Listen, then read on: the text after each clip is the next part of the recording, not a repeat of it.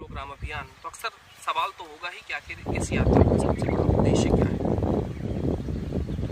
असल में जब यात्राएं होती हैं तो यात्राओं का उद्देश्य जिन जिन जगहों पर हम यात्रा कर रहे हैं उनके साथ जुड़ना होता है। अगर हम तीर्थों की यात्रा करते हैं तो तीर्थ से जुड़ना होता है। अगर हम कहीं बद्रीनाथ कहीं मक्का जाते हैं तो हम उनके साथ जुड़ना चाहते हैं। अगर हम किसी विशेष जगह पर घूमने जाते हैं तो हम उनसे जुड़ना चाहते हैं। इसी तरीके से इस चलो ग्राम अभियान यात्रा का प्राथमिक उद्देश्य है कि हम ग्रामीण चेतना, गाँव की जो चेतना है, गाँव की जो कॉन्शियसनेस है और जो ग्रामीण आबादी है उसके साथ हम जुड़ सके।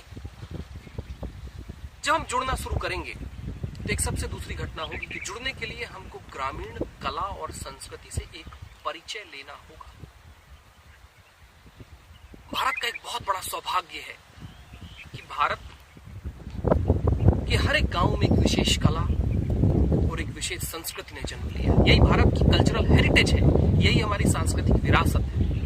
चलो ग्राम अभियान का उद्देश्य होगा कि हम गांव की, जितने गांव की हम यात्रा कर सकें, एक एक गांव की कला और संस्कृति के साथ हम जुड़ सकें, कला और संस्कृति का परिचय ले सकें। अगर कला और संस्कृति का हमने परिचय लिया तो हम उन गांव को परिचय भी ले सकेंगे।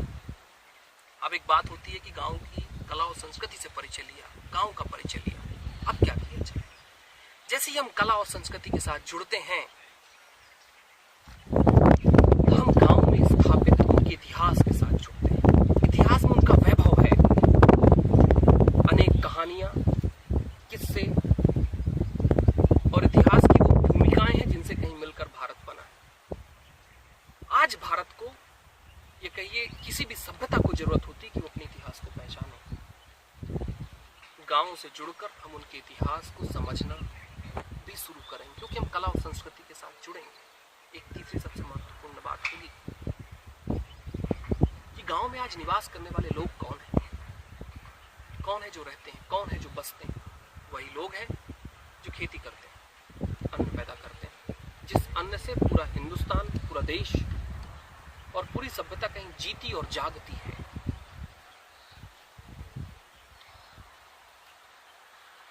मेरी कोशिश है, मेरी व्यक्तिगत कोशिश है और आनंद ही आनंद की कोशिश है कि यवतमाल जिले में होने वाले किसानों की आत्महत्या और उस आत्महत्या से घटने वाला उनका आत्मविश्वास, ये दोनों एक साथ जुड़े हुए हैं। जब भी आत्मविश्वास घटता है कहीं पर आत्महत्या होती है।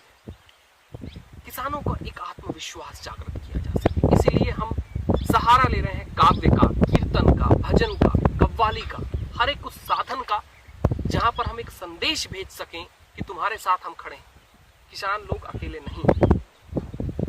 यहीं से होगा उनकी चेतना का विकास। हम आत्महत्या के कारणों को जानेंगे तो सही, लेकिन साथ ही साथ हम उनमें वो आत्मविश्वास जागृत कर सकेंगे, वो प्रेम जागृत कर सकेंगे कि तुम अपनी लड़ाई में अकेले नहीं।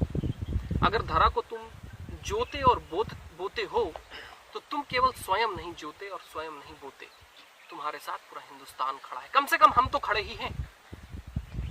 एक चौथी सबसे बड़ी बात होगी कि आज किसान का एक परिवार होता है, किसान की एक जीविका होती है, वो जीविका उसके गांव के साथ जुड़ी।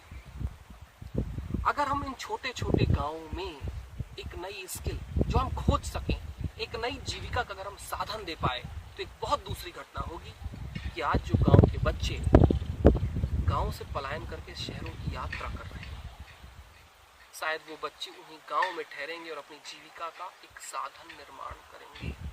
अगर हम उन बच्चों को, उन नवयुवकों को गांव में रहते हुए ही जीविका का कोई साधन दे सके, उनकी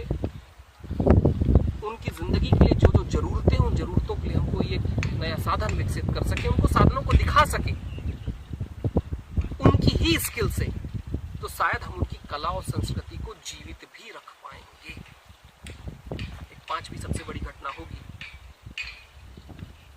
कि अगर हम किसी गांव को दोबारा जीवंत करना चाहते हैं, उनकी चेतना को यथावत बनाए रखना चाहते हैं, तो हमको उन ग्रामीण क्षेत्रों से उन बच्चों को, नवयुवकों को एक नई तरीके की शिक्षा पद्धति से भी अवगत कराना होगा, जानकारी देनी होगी।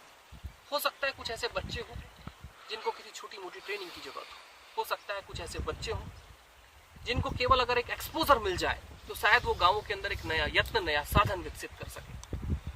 मेरी कोशिश है कि हर एक गांव के अंदर से कुछ ऐसे बच्चे लिए जाएं जिनको हम चिंगारी की छात्रवृत्ति दे सकें। उस छात्रवृत्ति के द्वारा उनकी जरूरतों को पूरा कर सके, उनको नया, एक नई तरीके की जीवन देने की कोशिश करें। जो हम इन सारे क्षेत्रों में बात करेंगे, अंत में एक बात आएगी, ये वही भारत है